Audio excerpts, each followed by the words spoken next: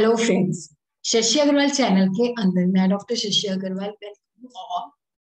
आज का जो हमारा टॉपिक है that is the some basic concepts of the macroeconomics. This is the chapter 2 of the introductory macroeconomics class 12, जिसके अंदर we are going to understand the final goods, intermediate goods, consumption goods and producer goods. अगर आपको मेरा ये effort सही लगता है तो डू लाइक माय वीडियो, इसको शेयर कीजिए और मेरे चैनल शशि अग्रवाल को सब्सक्राइब कीजिए। So this is my app Edusum app, जिसको आप गूगल प्ले स्टोर से बड़ी आसानी के साथ डाउनलोड कर सकते हो। ये जो ऐप है commerce, economics and management students को काफी सारा फ्री स्टडी मटेरियल और काफी सारे mock test, subjective as well as MCQ की फॉर्म के अंदर प्रोवाइड करती है और काफी सारे स्ट्रक्चर कोर्सेज भी अवेलेबल हैं। So today we are going to understand the classification of goods.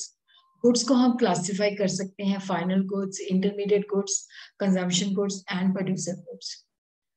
तो सबसे पहले we will understand what is the meaning of final goods. देखो final goods जो होती है जो production boundary को cross करती है।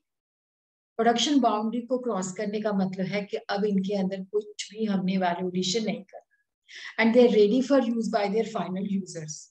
So these are those goods which have crossed boundary line of production and are ready for use by their final user, ताकि वो अपनी जरूरतों को पूरा कर सके। फाइनल यूजर को हम डिफाइन कर सकते हैं कि ये जो फाइनल गुड्स है ये भी दो तरह की हो सकती है, consumer goods and final producer goods. तो फाइनल गुड्स जैसा मैंने आपको बताया कि good classify final consumer goods and final producer goods. Final consumer goods जैसे कि आप देख सकते हो कि फाइनल कंज्यूमर गुड्स वो गुड्स है जो फाइनल यूजर ने उसको यूज करना है, अपनी नीड्स एंड वांट को सेटिस्फाई करना है। कंज्यूमर गुड्स है तो कंज्यूमर उन चीजों को परचेज करेंगे और अपनी जरूरतों को सेटिस्फाई करेंगे। तो यहाँ पे ये प्रोडक्शन बाउंड्री को क्रॉस कर चुकी है और डायरेक्टली वही लोग यूज करते हैं जिनकी जरूरत को ये पूरा करती है। और जैसे कि ब्रेड एंड बटर है तो ये फाइनल कंज्यूमर गुड्स है। Expenditure on final consumer good by the household is known as a consumption expenditure. फिर उसके बाद है फाइनल प्रोड्यूसर गुड्स। अब देखो यहाँ पे मैंने आपको बताया कि फाइनल गुड्स जो कि प्रोडक्शन बाउंड्री को क्रॉस कर चुकी हैं, it is of two types, consumer goods, producer goods. Producer goods वो हैं जिनको प्रोड्यूसर ने यूज करना है, जैसे ट्रैक्टर्स रेडी हो जाते हैं, हार्वेस्टर रेडी हो जाता है, तो फाइनली इनको प्रोड्यूसर यूज करेंगे अपने काम के अंदर। Expenditure on final producer goods by producer is called the investment expenditure, क्योंकि वो इसके ऊपर इन्वेस्टमेंट क्यों करते हैं, ताकि वो अपना जो भी उनका बिजनेस है, जो भी ऑक्यूपेशन है, उसके अंदर उनसे वो काम कर सके। Expenditure on final goods, consumption expenditure plus investment expenditure. जो हम कंजम्पशन गुड्स के ऊपर पैसा खर्च करते हैं और जो हम प्रोड्यूसर गुड्स के ऊपर खर्च करते हैं, दोनों को अगर हम ऐड कर दे तो that is the expenditure on final goods. तो what is the meaning of the crossing of the boundary line of production. देखो यहाँ पे मतलब है कि ये गुड्स जो है अब मतलब प्रोडक्शन बाउंड्री से निकल चुकी हैं, अब इनके ऊपर कुछ भी नहीं हमने वैल्यूएशन करना, या प्रोडक्शन प्रोसेस के अंदर जैसे हम जैसे वुड है तो उसको कन्वर्ट करते हैं फर्नीचर के अंदर। जब वो फर्नीचर तैयार हो जाता है तो डेफिनेटली वो प्रोडक्शन बाउंड्री से बाहर निकल जाता है। तो यहाँ पे प्रोडक्शन बाउंड्री से बाहर निकलने का मतलब है कि अब हमने इसके ऊपर कुछ नहीं करना, they are ready to consume. और उसी तरह shirt in a showroom is all set for sale to the final user, कोई वैल्यू एडिशन नहीं है।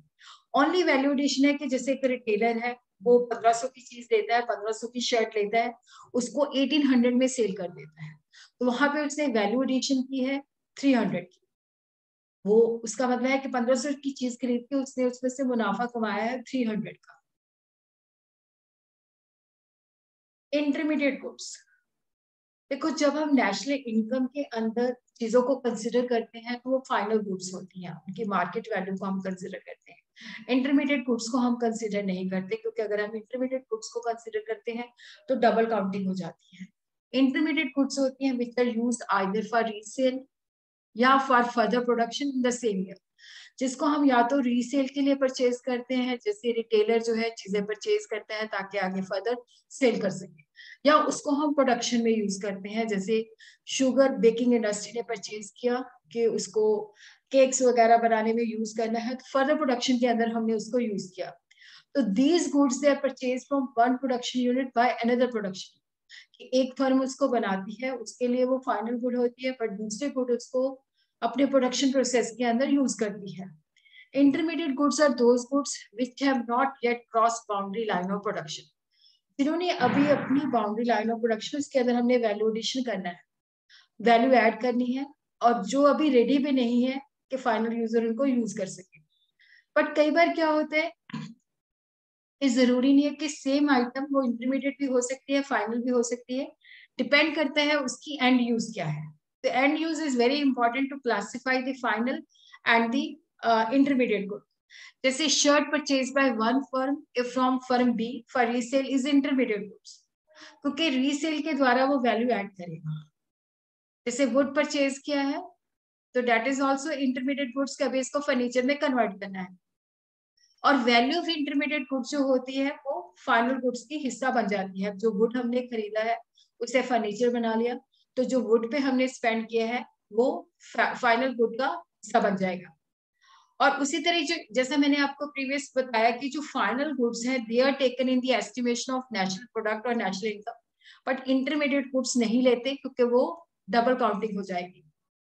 और expenditure on intermediate goods by the producer during an accounting year is called intermediate consumption. और उसी तरह क्या है कि if intermediate consumption is deducted from the value of the output, we get the gross value addition या gross value added gross product of the producer. जैसे मान लो हमने wood purchase किया है 10,000 का, अब हमने फर्नीचर बनाया, टोटल उसकी वैल्यू है 20,000, तो 20,000 के अंदर से जब हमने वुड की प्राइस माइनस कर दी तो हमारी जो ग्रॉस वैल्यू एडिशन है दैट इज 10,000। तो value of output minus intermediate consumption is equal to gross value addition. और उसी तरह distinction between final and intermediate goods, देखो सेम चीज जैसे मैंने कहा कि एंड यूज के ऊपर डिपेंड करता है। अब जैसे शुगर मैं अपने घर के लिए लेके आती हूँ, जो चाय बनानी है उसमें यूज करती हूँ, या मिल्क शेक बनाना है उसमें यूज करती हूँ, मैं फाइनल कंज्यूमर हूँ, तो मेरे लिए वो क्या है कि वो फाइनल गुड है। लेकिन जो इंटरमीडिएट गुड है, बेकिंग इंडस्ट्री है, वो शुगर लेके आते हैं तो उनके लिए इंटरमीडिएट गुड है, क्योंकि ये डिपेंड करता है उसका एंड यूज क्या है। अब मैं फाइनल कंज्यूमर हूँ जिसने अपनी जरूरत को पूरा करने के लिए चीनी खरीदी, अब बेकिंग इंडस्ट्री ने चीनी खरीदी क्योंकि उसने दूसरे प्रोडक्ट्स बनाने हैं, वहां पे यूज करना है। तो some good may be final और intermediate, depends on the end use. Distinction depend करते हैं हम उन्हें उसको किस पर्पस के लिए परचेज किया है। जैसे शुगर हाउस होल्ड ने मतलब जैसे मैंने खरीदी तो वो फाइनल गुड है, बट अगर वो बेकिंग इंडस्ट्री ने खरीदी तो वो इंटरमीडिएट गुड है। तो एंड यूज जो है जिसके बेसिस पे हम क्लासिफाई कर सकते हैं कि ये इंटरमीडिएट गुड है या ये फाइनल गुड है।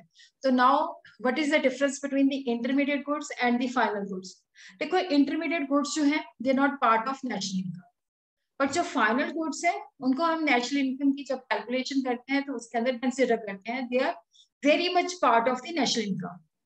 इंटरमीडिएट गुड जो होती है वो प्रोडक्शन प्रोसेस के अंदर ही होती है, जिसके अंदर हमने कुछ वैल्यू एडिशन करनी होती है, बट फाइनल गुड जो होती है वो प्रोडक्शन प्रोसेस से निकल चुकी होती है। और उसी तरह क्या होता है कि जो इंटरमीडिएट गुड्स हैं they are used in production process as raw material, but final goods they are ready for consumption. Intermediate goods के अंदर अभी हमने वैल्यू ऐड करनी है, बट यहाँ पे तो वैल्यू ऑलरेडी एडेड है। और उसी तरह इंटरमीडिएट गुड्स जो है, these goods may be resold by the firm for profit during the accounting year. These goods are included in the estimation of national product or national income, but intermediate goods they are not added in the estimation of national income and national product. So what is the meaning of consumer goods? Consumer goods are those goods जो कि consumers की जरूरतों को directly satisfy करती है।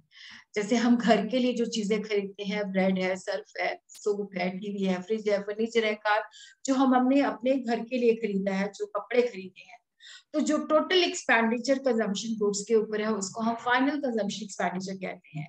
और जब हम गुड्स की बात करते हैं तो सर्विसेज भी इंक्लूड होती हैं। सर्विसेज जो होती है नॉन मटेरियल थिंग्स होती है जिनको हम टच और फील नहीं कर सकते, जैसे टीचिंग है, बैंकिंग है, मेडिकल है, एजुकेशन है। उसी तरह जो हाउस होल्ड कंज्यूमर सेक्टर है वो एक्सपेंडिचर, मतलब जो भी इकोनॉमी के अंदर एक्सपेंडिचर होता है तो उसका बिगेस्ट हिस्सा होता है कि जो कंजम्पशन के ऊपर स्पेंड किया जाता है। अब हम देखते हैं कि what are the various types of the consumption goods, durable goods, semi durable goods, non durable goods and services. Durable goods, इनकी लाइफ बहुत लंबे समय तक चलती है, हमको रेपिटेटिवली यूज करते हैं, पैसा एक बार स्पेंड करते हैं, जैसे कार खरीदी तो वो कई सालों तक चलेगी, उसी तरह जैसे टीवी खरीदा तो वो कई सालों तक चलेगा, फ्रिज खरीदा तो उसका काफी सालों तक चलेगा। ड्यूरेबल गुड जो होती है जिनको हम रेपिटेटिवली यूज करते हैं, बार बार यूज करते हैं और इनकी वैल्यू भी ज्यादा होती है।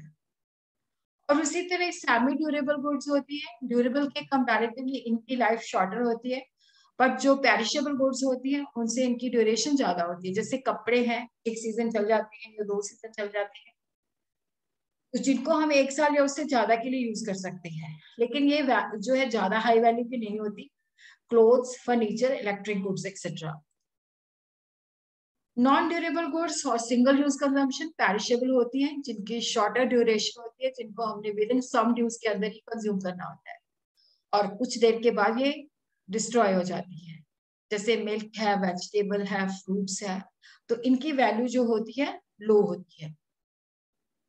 सर्विसेज, देखो ये भी गुड्स की तरह बेची और खरीदी जाती है, नॉन मटेरियल गुड्स होती हैं, इनको हम टच और फील नहीं कर सकते। ये भी ह्यूमन वांट्स को सेटिस्फाई करती हैं, जैसे फाइनेंशियल एडवाइजर है, डॉक्टर्स है, टीचर्स है, एडवोकेट्स हैं, और उसी तरह इंश्योरेंस सर्विसेज। कैपिटल गुड्स, अब we are clear about the consumer goods. Now we will understand capital goods are fixed asset of the producer, जिनके साथ वो जो कि उनकी प्रोडक्टिव कैपेसिटी और अर्निंग को जनरेट करते हैं। प्लांट एंड मशीनरी जो है that is example of capital goods. देखो ये बहुत सालों तक चलती है और बहुत हाई वैल्यू की होती है, क्योंकि प्रोड्यूसर जो है इनको यूज करता है, चीजों को मैन्युफैक्चर करता है, और जब हम इनको यूज करते हैं तो इनकी वैल्यू डिक्रीज होती रहती है, जिसको हम डेप्रिसिएशन कहते हैं। तो goods are used by replacement of the capital stock और addition to the capital stock. इसका मतलब होता है कि जो हमारी ग्रॉस इन्वेस्टमेंट होती है उसके अंदर हम चीजों को रिप्लेस करते हैं, जो मशीनरी बार बार रेपिटेटिवली यूज होती रहती है उसकी वैल्यू कम हो जाती है, कुछ समय के बाद हमें उसे रिप्लेस करना पड़ता है। तो जो हम रिप्लेस करते हैं that is called the replacement of the capital stock. और अगर जैसे मान लो 2 मशीनें हैं, 2 मशीनें मतलब बार बार रेपिटेटिवली यूज की तो उसके बदले में 2 मशीनें आ गई, बट नेट वैल्यू एडिशन नहीं हुआ। बट पहले हमारे पास 2 थी, अब 4 हो गई, तो 2 जो है नेट वैल्यू एडिशन है, तो यहाँ पे रिप्लेसमेंट हो गया और addition to the capital stock. पहले 2 मशीनें थी, अब हमारे पास 4 हो गई। अब प्रोड्यूसर एंड कैपिटल गुड्स। अब देखो जब हम कैपिटल गुड्स, अब मशीनें जो है उसके अंदर हमें रॉ मटेरियल डालना पड़ेगा, तभी हम चीजों को प्रोसेस कर सकते हैं। तो मशीनें along with the raw material are known as a producer goods. अब रॉ मटेरियल जो है, वुड जो है हमने फर्नीचर के लिए यूज किया तो वो तो उसका हिस्सा हो गया, बार बार थोड़ी वुड को यूज करेंगे, एक ही बार यूज किया तो फर्नीचर बन गया। All capital goods are producer goods, but all producer goods they are not capital goods. देखो कैपिटल गुड्स जो होती है प्रोडक्शन प्रोसेस के अंदर यूज होती है, जिससे हम चीजों को मैन्युफैक्चर करते हैं, बट सारी प्रोड्यूसर गुड्स जो होती है वो कैपिटल गुड्स नहीं होती। प्रोड्यूसर गुड्स के अंदर शामिल है जिनको हम रॉ मटेरियल यूज करते हैं, जैसे वुड चाहिए फर्नीचर बनाने के लिए, और उसी तरह फिक्स एसेट जो प्लांट एंड मशीनरी है जिसको रेपिटेटिवली हम यूज करते हैं। तो कैपिटल गुड्स के अंदर सिर्फ फिक्स एसेट्स आती है, ड्यूरेबल होती है, जिनको हम रेपिटेटिवली यूज करते हैं। और जो गुड्स रॉ मटेरियल यूज होते हैं वो सिंगल यूज प्रोड्यूसर गुड्स होते हैं, तो वो रेपिटेटिवली यूज नहीं होते, क्योंकि जब हमने वुड से फर्नीचर बनाया तो वो वुड उस फर्नीचर का हिस्सा बन गया। तो ऑल प्रोड्यूसर गुड्स है वो कैपिटल गुड्स नहीं होती। कैपिटल गुड्स सिर्फ फिक्स एसेट्स होती हैं जिनको हम रेपिटेटिवली यूज कर सकते हैं। So this is the difference between consumption goods and capital goods. देखो consumption goods जो है ह्यूमन वांट्स को डायरेक्टली सेटिस्फाई करती है, हाउस होल्ड कंज्यूम करता है, फाइनली उसने आगे किसी को भी रीसेल नहीं करना होता, वो फाइनली उसको कंज्यूम करता है, अपनी जरूरत को पूरा करता है। लेकिन प्रोड्यूसर यहाँ पे इसको यूज करता है प्रोडक्शन के लिए। Expenditure on consumption good is known as a consumption expenditure. Expenditure on capital good is known as a investment expenditure. और उसी तरह जब हम ज्यादा कंजम्पशन की चीजों को प्रोड्यूस करते हैं तो उससे लोगों का वेलफेयर इंक्रीज होता है। और जब हम ज्यादा कैपिटल गुड्स प्रोड्यूस करते हैं तो उससे क्या होता है, प्रोडक्शन कैपेसिटी इंक्रीज होती है और जो जीडीपी ग्रोथ की बैकबोन होती है। उसी तरह कंजम्पशन एक्सपेंडिचर, जब हम कंजम्पशन गुड्स की बात करते हैं तो जो कंजम्पशन एक्सपेंडिचर का मतलब होता है पूरी इकोनॉमी के अंदर एग्रीगेट कंजम्पशन एक्सपेंडिचर क्या होता है। तो एग्रीगेट कंजम्पशन एक्सपेंडिचर कौन कौन से लोग करते हैं, हाउस होल्ड जो कि गुड्स एंड सर्विसेज को परचेज करता है ताकि अपनी जरूरतों को पूरा कर सके। गवर्नमेंट जो है कंज्यूमर गुड्स परचेज करती है डिफेंस फोर्स के लिए, जैसे स्कूल्स के अंदर मिड डे मील स्कीम होती है या किसी और पर्पज के लिए। उसी तरह नॉन प्रॉफिट प्राइवेट इंस्टीट्यूशन जैसे नॉन गवर्नमेंट ऑर्गेनाइजेशन है, टेम्पल है, मॉस्क, गुरुद्वारा एंड अदर्स है, वो चैरिटी के लिए बाय करते हैं। अगर हम तीनों की वैल्यू ऐड कर दे तो हमारे पास आ जाता है total consumption expenditure in the economy. Consumption expenditure by the household, consumption expenditure by the government, consumption expenditure by the non-profit private institution, तीनों को अगर हम ऐड कर दे तो that is the aggregate consumption expenditure. Now we will understand the concept and component of the investment. Investment refer to the capital formation और एक process जिसके अंदर हमारा स्टॉक ऑफ कैपिटल बढ़ जाता है। देखो जब हम इकोनॉमी के हिसाब से इन्वेस्टमेंट को डिफाइन करते हैं तो अकाउंटिंग ईयर के अंदर जितने भी कैपिटल गुड्स हम प्रोड्यूस करते हैं, ये जो गुड्स है या तो रिप्लेसमेंट, जो पुराने हमारा कैप मशीनरी है जो वेयर एंड टेयर की वजह से मतलब उनकी वैल्यू हो गया तो हमें उनको रिप्लेस करना पड़ता है, तो रिप्लेस भी हो सकता है और या नेट एडिशन भी हो सकती है। तो investment refer to increase in the stock of capital. I जो है that is the investment, delta के जो है that is the change in capital. और इन्वेस्टमेंट के दो कंपोनेंट होते हैं, fix investment and inventory management, जिनको हम अगली वीडियो के अंदर डिटेल के अंदर we are going to understand. और अगर आपने मेरे चैनल को सब्सक्राइब नहीं किया हुआ तो डू सब्सक्राइब।